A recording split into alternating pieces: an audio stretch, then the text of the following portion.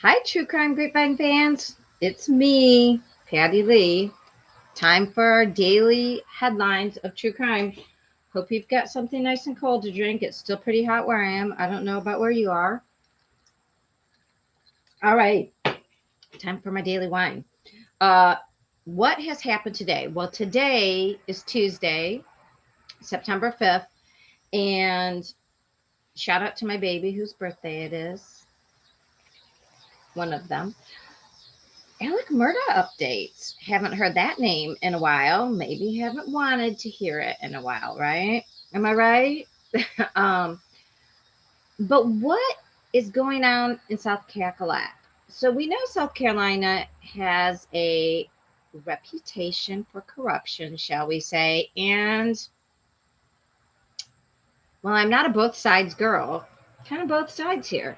So is Alec Murdoch the most honest person in the world? No. We would have to say he is not. In fact, when he was on the stand for the murder of his wife and child, he basically admitted to all the financial crimes, uh, which are not only voluminous, but also disgusting because he was taking money from people who had been hurt. And then he basically defrauded them of what he had won from them. In some cases, it seems like he played both sides there, being with Gloria Satterfield. You know the story. And if you don't, that's part of my playlist as well as everybody's playlist on the Alec Murdoch murders. It's a mouthful, easy for me to say. Maybe I need a drink. All right, so what are we still talking about? Well, Alec, once he went down hard. And if you remember anything from the trial, there were a number of things that seemed like I called it South Carolina or low country justice. Like he was going to go down how he went down. They held the trial in the small county in which the crimes occurred, which was very small, teeny tiny. Everybody knows everybody.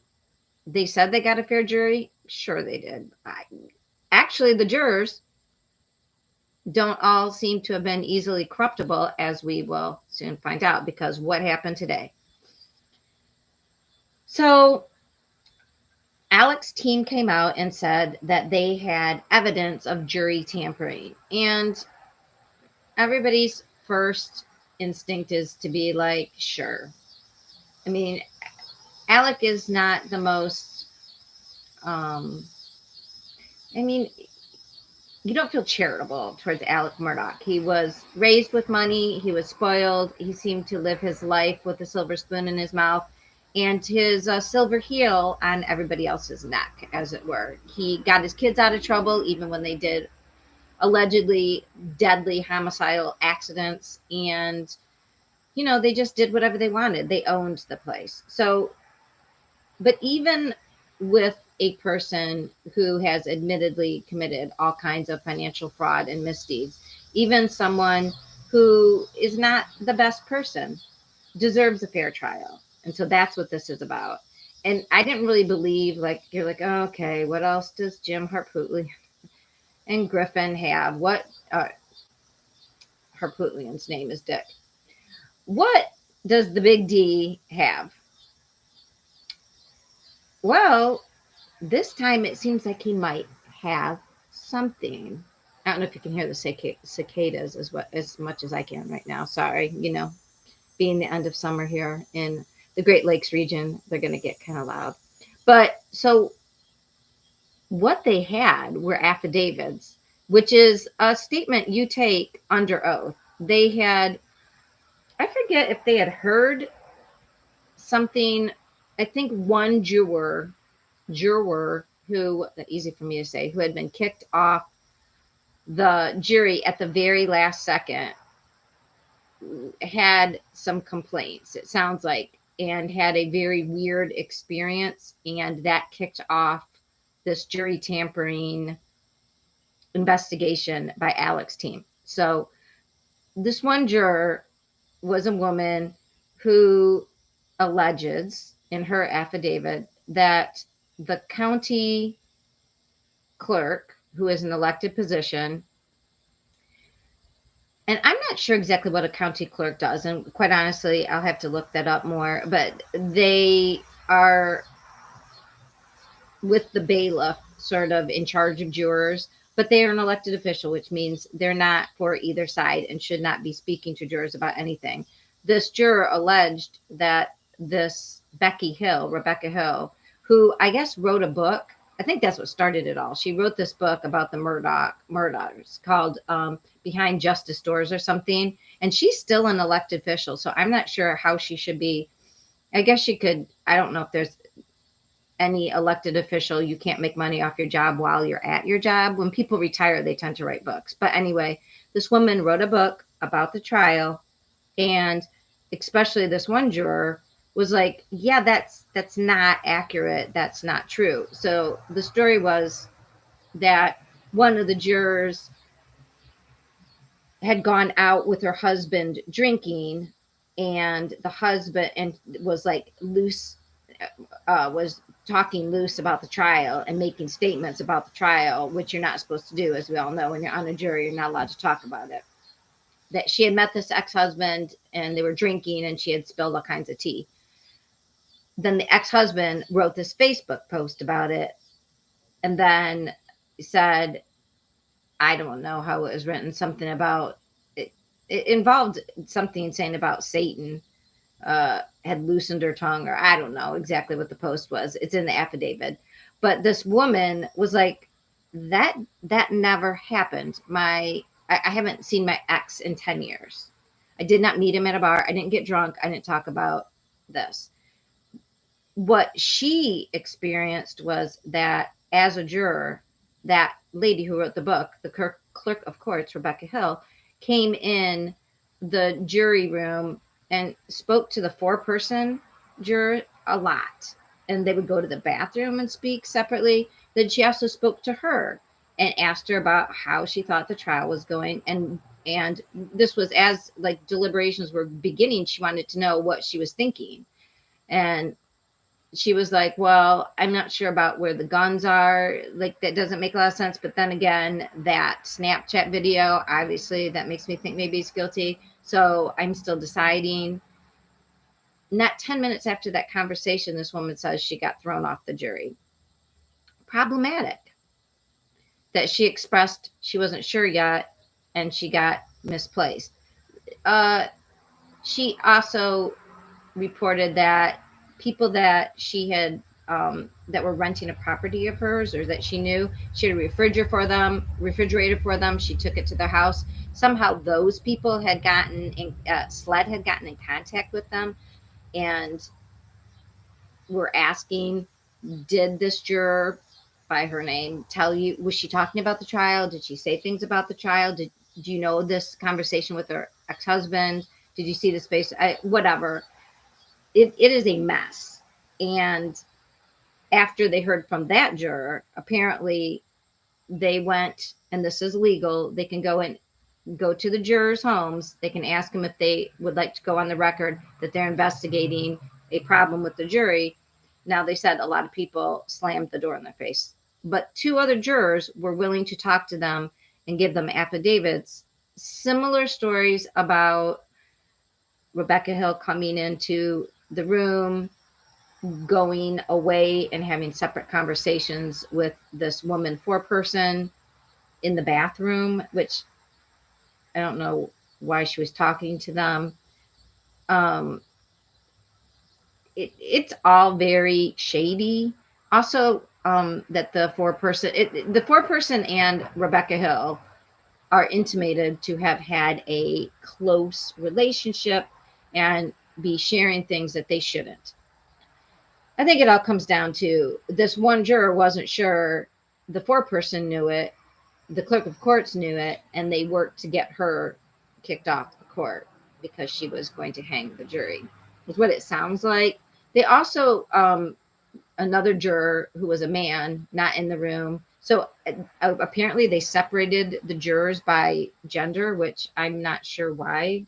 It's at South Carolina, I think. Was that Carlton County thing. Was that a Murdaugh trial thing? I don't know. It seems weird.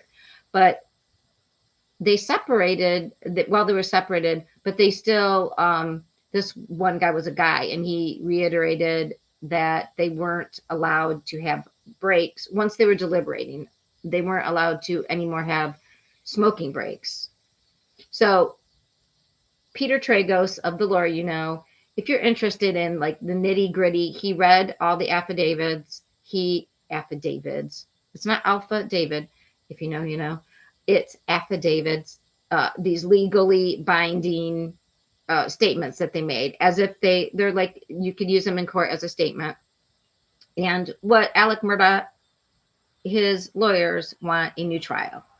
First, though, they want to get the jurors in front of a judge for a hearing to ask all the jurors under oath if these things are true.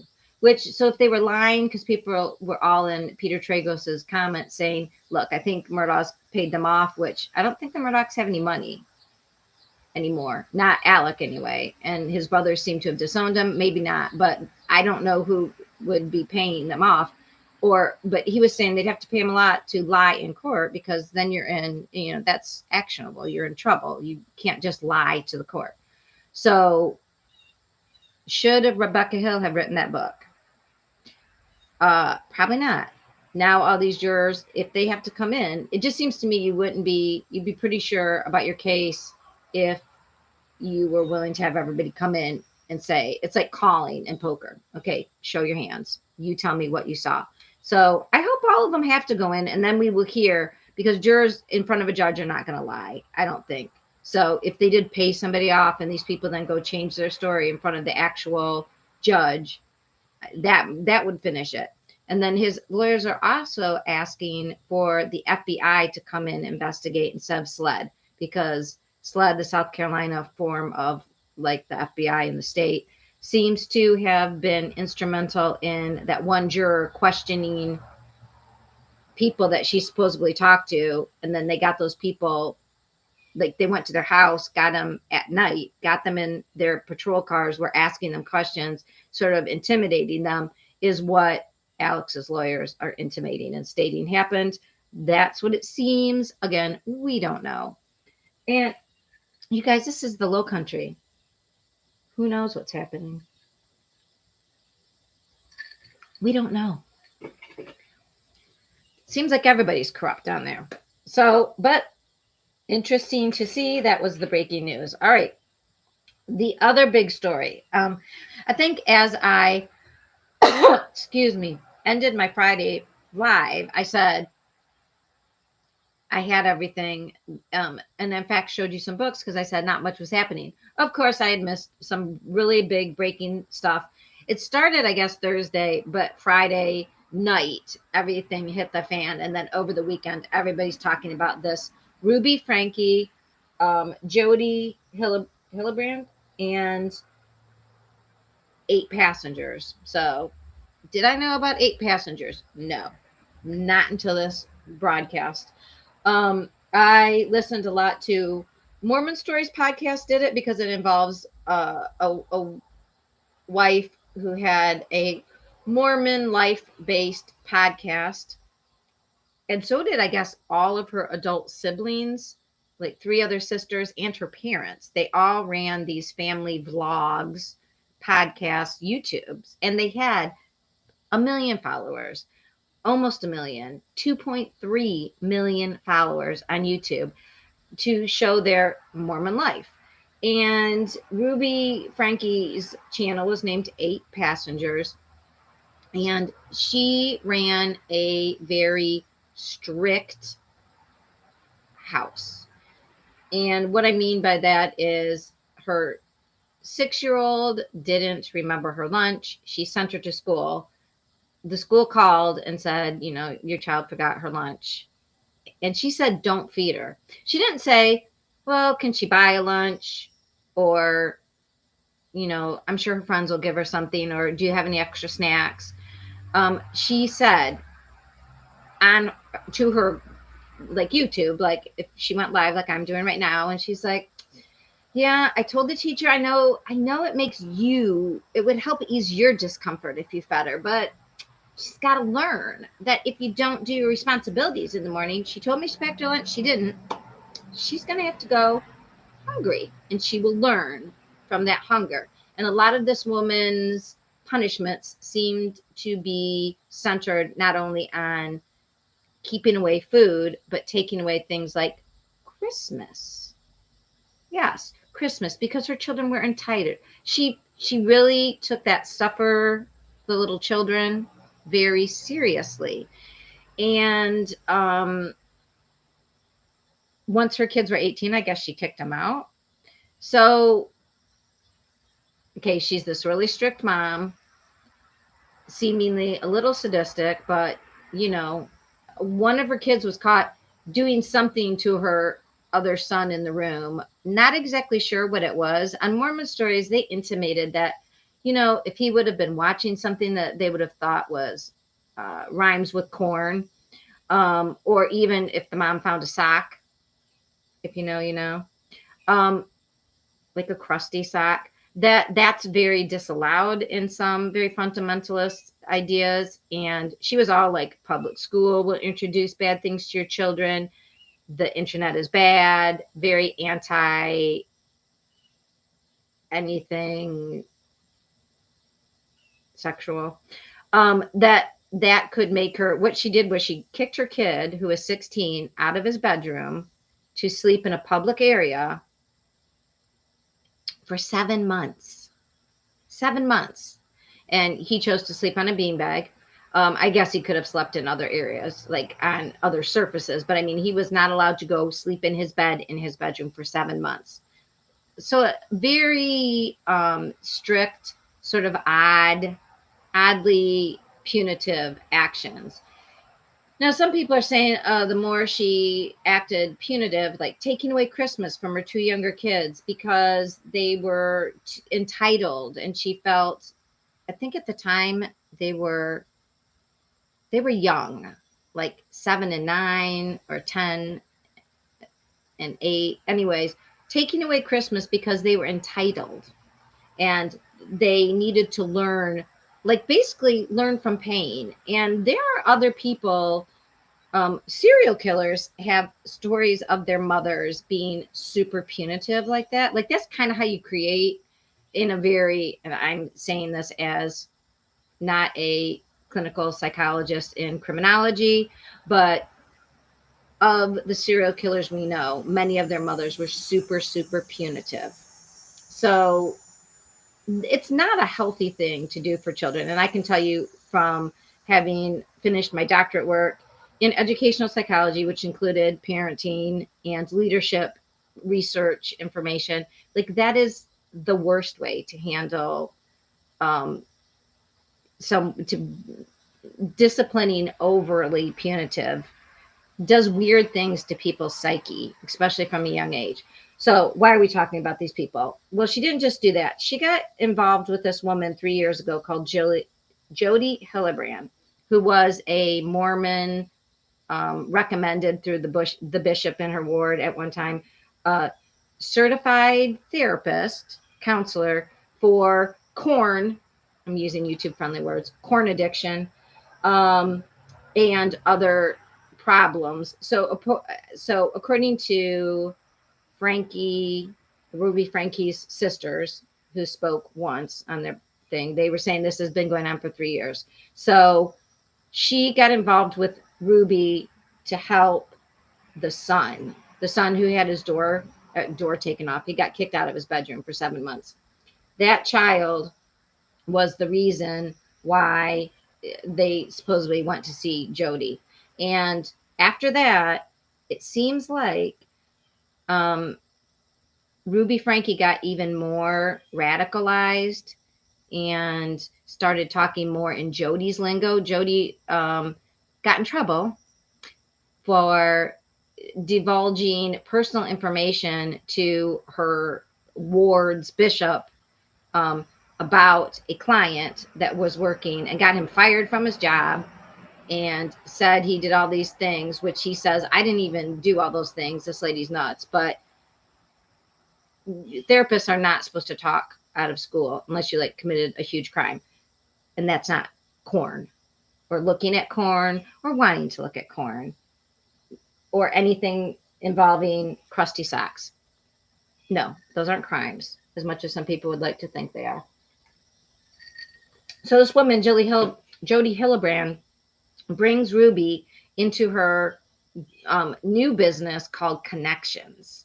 And they have this language of like truth, honesty, and distortion. And distortion, it sounds a lot like culty language where I don't know if you know anything about Scientology, but like suppressors, it sounds like that. Only instead of being a suppressor, you're a distorter. And Ruby, who was already sort of very punitive and spare the rod, spoil the child type of mother, became even more so. And she actually then stopped her multi-million dollar YouTube industry of this 8 passengers. And suddenly her husband's out of the picture. She's staying at Jody's house. She's sometimes at her house, but she's papering her windows. And the neighbors are getting concerned. Like she seems not to be there, but maybe her children are inside the house. So what had happened was apparently, allegedly, this is all alleged, according to what's been stated by Melanie Little on her channel that I've been watching a lot, and the Mormon Stories podcast and other news outlets, is she had 2 of her kids, like the 14 and 16-year-old, were staying at their house. The dad had moved out and maybe was with the older son. So she had an oldest daughter who I'll tell you about what she had to say about things, who's out of the house, and then the 20-year-old son now.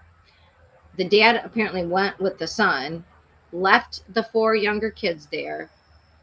The 2 oldest of those 4 youngers, they'd be about 14 and 16. Apparently, they were left in the house, windows papered. The 2 youngest were at Jody Hillebrandt's house, and last week on Thursday, they're 10 and 12, the 2 youngest. The 12-year-old boy got out of Jody's house, ran to a neighbor and asked for food and water. And the neighbor was disturbed because this child had, it looked like he had duct tape on his ankles and wrists and had like rope burns, but not burns, but you know, like when you get a rope burn, but I mean deep lacerations. And he was upset enough to call the police and say, you know, this young man is asking for food and water. He's claiming his sister is in this house. He looks emaciated, and the 911 operator was saying the actual response, the person who called for help, is getting upset just talking about it by this child's condition. So they sent EMS out there, and yes, the child was emaciated. He went for treatment. They went to Jody Hillebrandt's house. They did find the 10-year-old girl. Here's what I don't understand. They said it took her an hour or so to agree to go to the hospital for treatment. And if a 10-year-old looks emaciated and looks like they've been kept like taped up and bound up a prisoner somewhere, I don't know why they have to ask permission to leave. Like why the 10-year-old gives permission themselves. I don't know if this is Utah. I don't know if it's different, but Jody Hillebrandt's house was 4 hours from the family house. So she's leaving these older teens alone at home. Who knows if they had food in a papered window house. And then the 2 youngest were, I don't know why they were bound some of the time, why they were emaciated. They probably were bad. And I'm not saying they're bad. Obviously, I'm being facetious, but she probably thought they were bad. And, you know, they were entitled and they needed to learn through pain and suffering. That is what is scary about this. And that is not unusual in a lot of very fundamentalist groups. And let's call these groups high demand, high control groups, where they demand a lot out of you and there's a lot of control. And food is one of the things that they can control people with, and they make children in these groups work very hard, and often they do get emaciated or can die. So I think Ruby Frankie sounds like she has problems, and this Jody Hillebrand saw this woman, and apparently this is all alleged, that this Jody Hillebrand has done this with other women where they need help with the family. She gets a referral, and then suddenly the family is broken apart. The husband's gone, and she is involved with the wife doing, like, I don't know, not untoward physical. Not that there's anything wrong with that, but she seems to break up marriages, and she also charges a lot for her services. So this is a developing story. So all the kids now are gone out of the house. Jody Hillebrand and Ruby Frankie are in jail with no bail, probably because they have enough money to get their, I guess YouTube doesn't like the word that rhymes with caboose. So let's just say they both have first degree child caboose charges. So this is serious. So their charges each, I think they have 2 for each child. And then she probably has some for leaving. I don't know about leaving the older kids alone, but their charges together, it's like 15 years per charge. And they both have 4 charges. So this is very serious. The dad, I think his name is David or Dale. See, we don't even know him. He disappeared. I don't know why he doesn't. It's weird. He's missing in action in this story. So we'll find out. But highly recommend you go watch if you're interested more in the aspect of high control, high demand groups, I would watch Mormon Stories podcast by John Delane. He has an episode about 8 passengers. Go watch that. And also Melody Little. She is a lawyer who started she's in New York State. She worked, she's spoken a lot with Duty Ron, but now she's doing her own thing. She also still goes, on their channels and with Bill Cannon. But she had a really good 2 shows so far on this. So I would go see that. All right. I'm getting close to my 30 limit, and I didn't tell you yet about there's a convict. This was the third big story, and this one's still going as far as I know right now. So it is 7:00 on Tuesday. Hopefully this guy will be caught. Daniello Cavalente. Go to Grizzly True Crime, and who else was following it? Icked Mel, I think, was following it. But Grizzly True Crime, she's been very invested. Boy, she spent like 2 or 3 nights so far where the cops have surrounded this one neighborhood that was only 1.5 miles away from this Chester County, Pennsylvania jail. So it was the county jail prison. Apparently, there was a fence where one convict had hopped up and then ran across the roof and got out in May. And they said they fixed the problem, but obviously they didn't, because this guy had just been convicted for the murder, the 2021 murder of his girlfriend, where he stabbed her 38 times in front of her kids, and she yelled in front of a 7-year-old girl and a 4-year-old boy. This guy came from Brazil through Puerto Rico into the United States. I don't know how he hooked up with this girlfriend, because she was a pharmacist, and, unbelievable bad luck to get hooked up with this guy. So they have a fight in 2021. He unalives her in front of her kids. He does get convicted. He was just convicted of that recently and was awaiting transfer to the state prison, but ran right before. So he has been in this neighborhood right in that same area, and they basically had him like a perimeter set up, and they were going in. They had seen him. People had seen him in his house getting food. And at night, in the middle of the night, somehow, as they were going in to get him, he had gotten out. So as they're like trying to find him with night vision and stuff, he was walking. Pennsylvania is so wooded, you guys.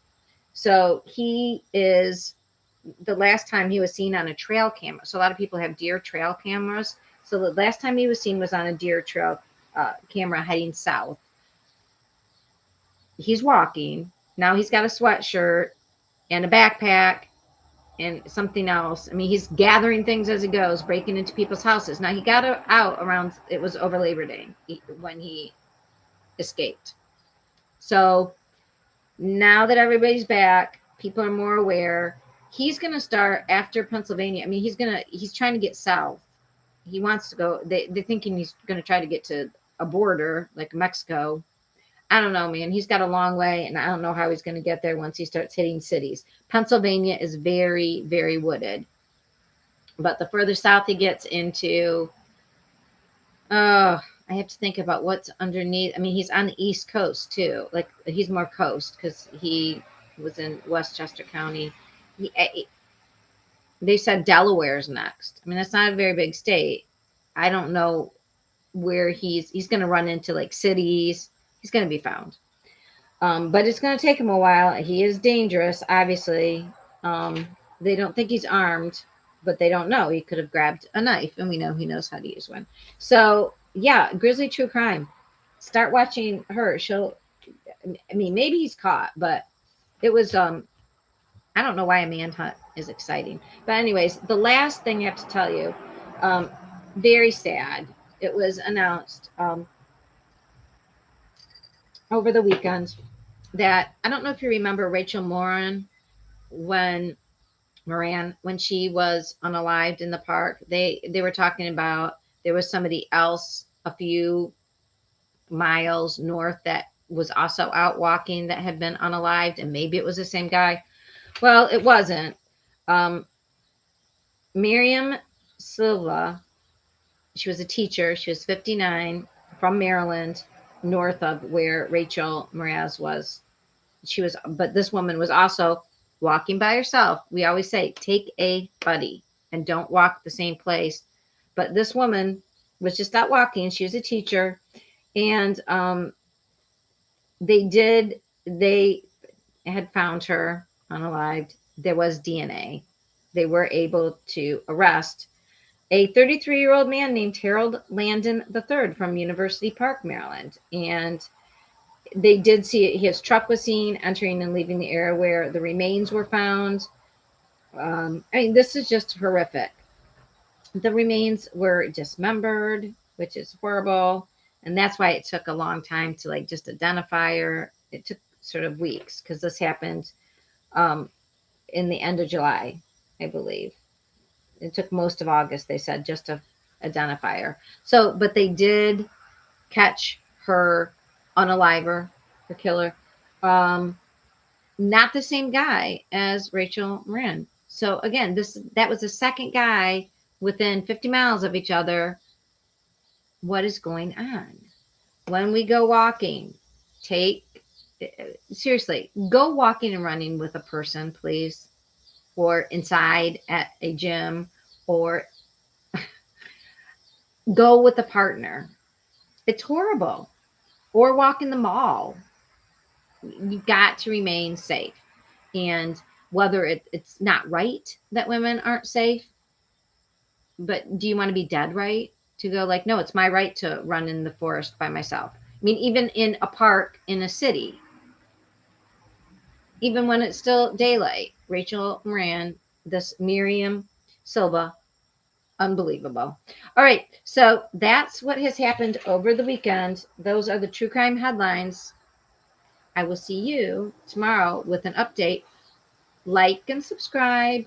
I don't know who wants to share it, but it would be great if you would at least like the stream.